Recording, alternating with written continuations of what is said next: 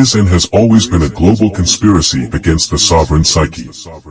An ongoing war through subliminal programming, hypnosis and word spells.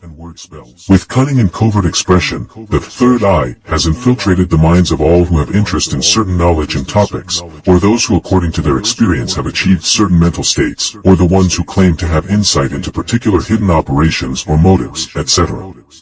This is the third placement of what all masters, sages, seers of antiquity has known as the Pahali Ankh, by the Hindu occult students of Shaivism, as the Ayin Reshwan, by the Kabbalistic high priests of archaic Israel, and the Primus Oculus by the mystics of the Greco-Roman Empire, as well as all true Hermetic, Rosicrucian and Freemasonic clandestine circles.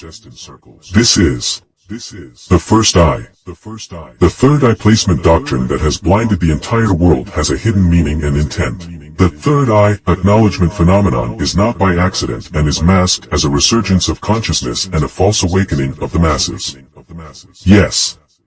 All third eye information and knowledge is skewed, warped, incomplete, and promulgated by the nefarious and ultra-blind teachers and speakers.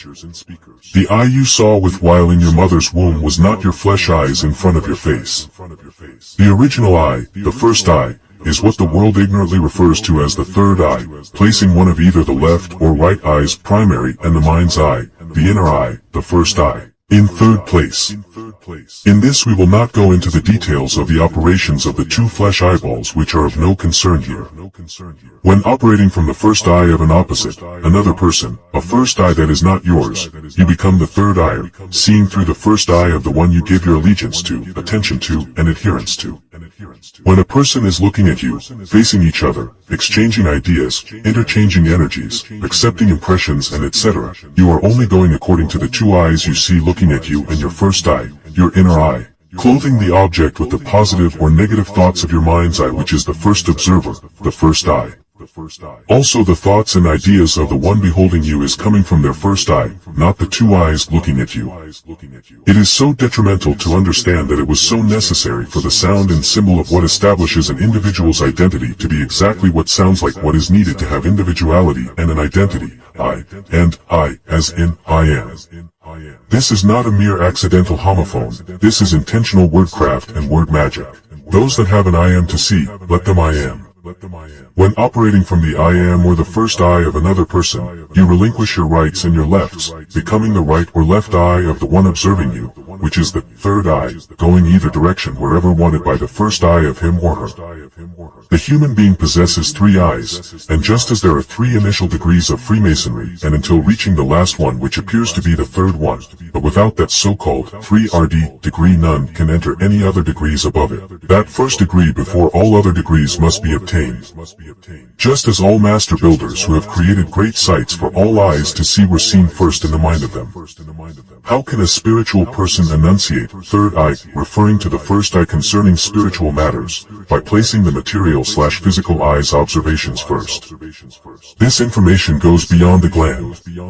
If the first shall be last and the last shall be first, shall it be fulfilled that the two front eyes will be last recognized and the eye that was last placed be the first, and I, if I/I be lifted up, I will draw all men unto me. John 12 verse 32 KJV. The first eye being the primary seat of the soul, is in direct agreement with the matters of the heart, for first eye is first eye.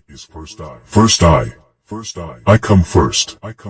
Before all and above all, knowledge of self and the principle of self-preservation. With understanding the truth about the glorious first eye and third eye, it would be blasphemy to refer to the primus oculus, the eye that precedes all sight, as one of the two meat viewers, a horrible and damned position for the cardinal beholder, and will see the diabolical agenda to hold claim on your brain's throne right in your first eye and right before your two flesh-observing appendages. This is important because since ancient times the first eye was not just an occurrence formed from the meat sack bone bag that the first eye operates in, not at all. The first eye was and is literally a direct copy of the eye of the all-mind, the eye of eyes that sees forever, creating from the invisible, visible only by one, you. This is esoteric information, but what is esoteric knowledge in the age of Aquarius? Now is the time for the ultimate doctrine and truth to be known, the primus oculus, the first eye. And he who lives the life shall know the doctrine. The time is now for us who recognize the rightful place of the one true observer, those of us who had not to develop the original sense, to attain your absolute, the ones of you who cut off the forced hypnotic rhythm of the husks and shells of self, wherewith the hive mind is happily supplied with identification confirmation. Mystery of the Inri. John 19 verses 19 to 20 KJV, and Pilate wrote a title, and put it on the cross. And the writing was, Jesus of Nazareth, the King of the Jews. This title then read many of the Jews, for the place where Jesus was crucified was nigh to the city, and it was written in Hebrew, and Greek, and Latin. The initials, ENRA, stands for the Latin imprint, IESVS Nazarenes Rex Ividorvm, Jesus Nazarenus, Rex Iudiorum, which in English translates to Jesus the Nazarene, King of the Jews. INRI is the message that was posted above Jesus Christ while being crucified according to the story. Let us establish some details before we go further. In Western Christianity, most pictures of Jesus on the cross have a sign above his head with the letters INRI in Latin. This sign is often carved on the cross, right above Jesus' head. People started using the abbreviation INRI instead of the full inscription around the 10th century, as seen on the Jarrow cross in Cologne around 970 AD. However, this is only the exoteric information given to the sheep and masses. Matthew 27 verse 33 KJV, and when they were come unto a place called Golgotha, that is to say, a place of a skull. The hidden message in the imprint above Jesus being crucified is, INRI. INRI equals INN, E, RI equals INRI. INRI equals INN, E, RI equals INRI. INRI or inner eye is the message all Jesuits, Rosicrucians, Christian mystics, and the like secretly know when looking at the image of the crucifixion. This is what your priests and pastors are appointed to hide from the people, sacrificing your inner eye, the first eye. INRI represents the concept of the inner, symbolizing the awakening of inner consciousness and spiritual insight. This inner eye is often associated with the pineal gland, located within the human skull, not to be confused with the accursed third eye, which is the total opposite of the inner eye, also known as the first eye. This inner eye goes beyond the pineal gland and in this case enters forms of higher consciousness, insight and observation through sacrifice of self and entering the consciousness of all people by being the ultimate example of the God mind or the mind of the all. John 14 verse 2 KJV, in my Father's house are many mansions, if it were not so, I would have told you.